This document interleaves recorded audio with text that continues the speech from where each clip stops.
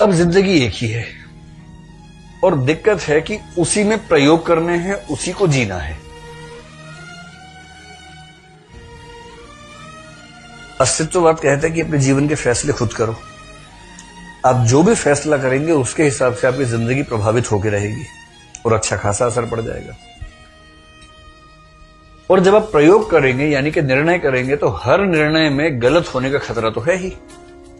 निर्णय गलत सिर्फ इसलिए नहीं होता कि हमारा निर्णय करने का जो स्टेमिना है या क्षमता है वो कम है। कई बार सूचनाएं कम होती हैं, कई बार परिस्थितियां ऐसी होती हैं कि वो फैसला करना पड़ जाता है। और हमारे जीवन के बहुत सारे निर्णय ऐसे होते हैं जो गलत होते हैं। थोड़ा बहुत गलत तो हर निर्णय है, कुछ ज्यादा गलत हो जाते हैं।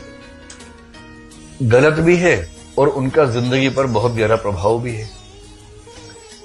एक निर्णय गलत हो गया, उसका प्रभाव इतना हमारे ऊपर आएगा। अब सवाल है कि उस प्रभाव में जीते जाएं। फिर मन करता है कि भाई एक निर्णय गलत हुआ, एक और प्रयोग करके देखते हैं। और दूसरा प्रयोग करेंगे तो भी ये संभावना हमेशा कम से कम आधी है कि ये भी गलत हो सकता है। कितनी गलतियां करके जीवन बेहतर होगा इसका भरोसा नहीं, और जीवन है छोटा सा। तो इस कहानी की केंद्रीय समस्या क्या है? जिंदगी एक ही है, उसी में प्रयोग करने हैं और उसी को जीना है। प्रयोग गलत हो सकते हैं तो उनको झेलना है, फिर से प्रयोग करने की हिम्मत जुटानी है।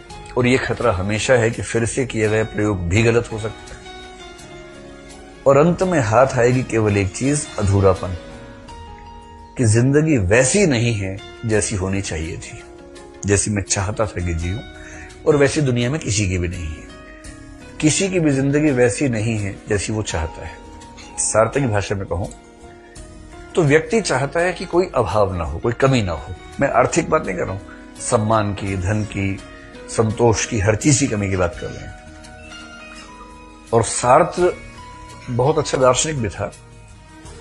उसने एक सिद्धांत लिया, ब्रेंटानो नाम का एक दार्शनिक था। उसका एक कंसेप्ट है इंटेंशनल थियरी ऑफ कॉन्शियसनेस, जो ब्रेंटानो से सार्त्र ने ली, ब्रेंटानो से हुसल, हुसल से उसके स्टूडेंट सार्त्र ने ली। और सार्त्र कह रहे हैं कि सारी दिक्कत के जड़ में यह है, हमारी चेतना की संरचना ही ऐसी है कि जीवन में जो कमी है वो बहुत बड़ी होकर दिखती है, और जो है वो नजर नहीं आता है। वही मिल गया सो मिट्टी है, खो गया वो सोना है।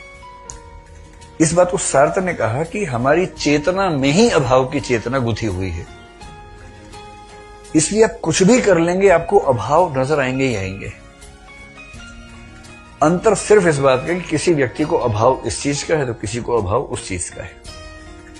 कोई ऐसा नहीं है जिसको कोई अभाव नहीं है, और यदि है तो व्यक्ति नहीं वस्तु है, क्योंकि उसने मनुष्य होना सीखा ही नहीं है। इसलिए इस अधूरेपन से लड़ते लड़ते इस अधूरेपन को कम करते जाने का प्रयोग ही जिंदगी है, और खत्म कभी नहीं होता है।